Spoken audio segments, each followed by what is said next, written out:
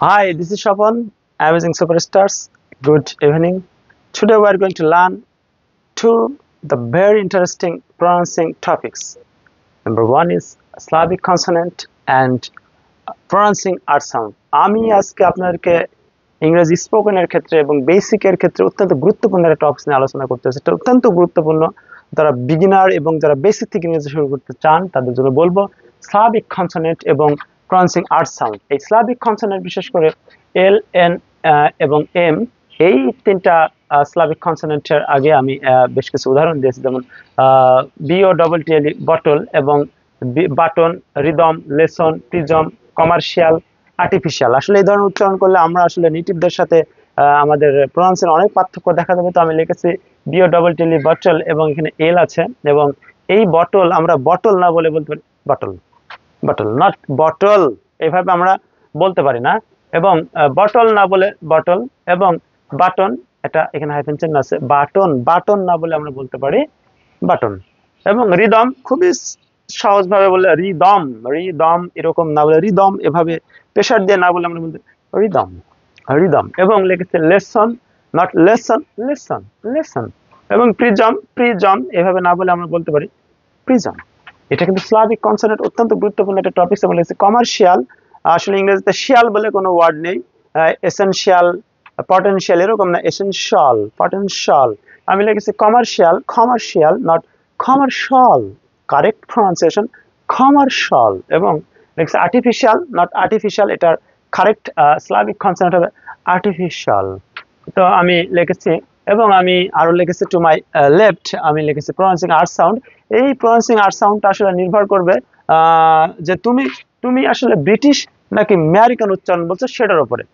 আমেরিকানরা সবসময় আর এর ব্যবহারটা করে, কিন্তু ব্রিটিশরা আর উচ্চারণের ক্ষেত্রে ওরা আরটা খুবই সাইলেন্ট এবং খুবই নরম ভাবে উচ্চারণ করে। ওরা নাকুচা টাইপের আর উচ্চারণের বেশ কয়েকটা 4-5টা নিয়ম রয়েছে, সেখানে 4টা নিয়ম রয়েছে, সেখানে ওরা এটাকে খুব মেপে চিনতে ভেবে চিনতে বলে আর উচ্চারণটা। তো লিখেছি তুমি ব্রিটিশ নাকি আমেরিকান উচ্চারণ বলছো, তার উপরে নির্ভর করবে প্রনাউন্সিং আর সাউন্ড। আমি লিখেছি ইউকে এবং ইউএসএ, ইউনাইটেড কিংডম এবং ইউনাইটেড স্টেটস অফ আমেরিকা।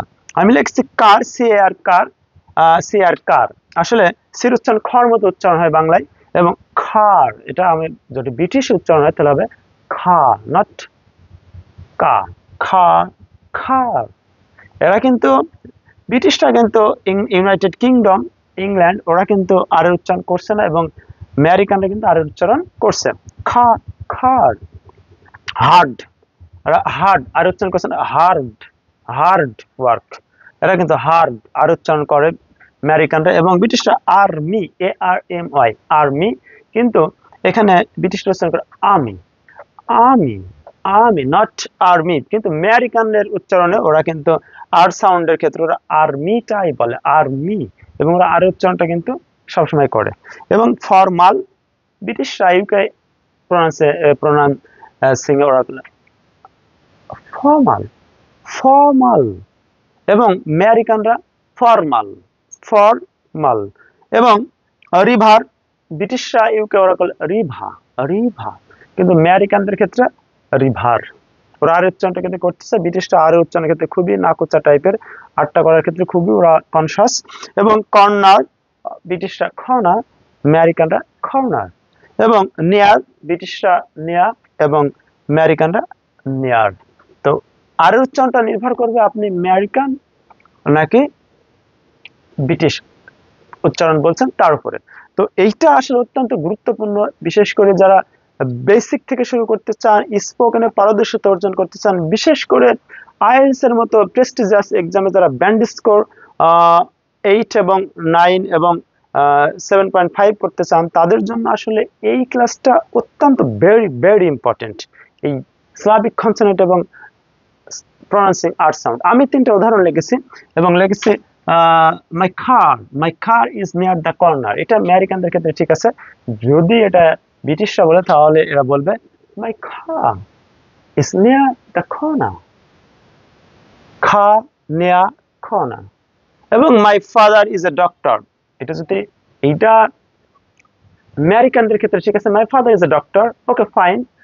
যদি এটা ইউকে ইংরেজি হয় তখন বলবে my father is a doctor, not doctor, doctor. এবং the river is very clear, এটা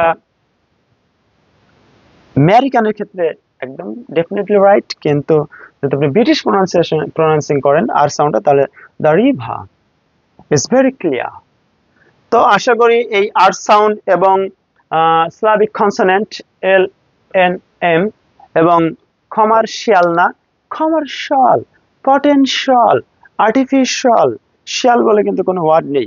তো আশা করি প্রনাউন্সিং আর সাউন্ড এবং স্লাভিক কনসোনেন্ট এই ক্লাসটা আপনারা বুঝতে পেরেছেন।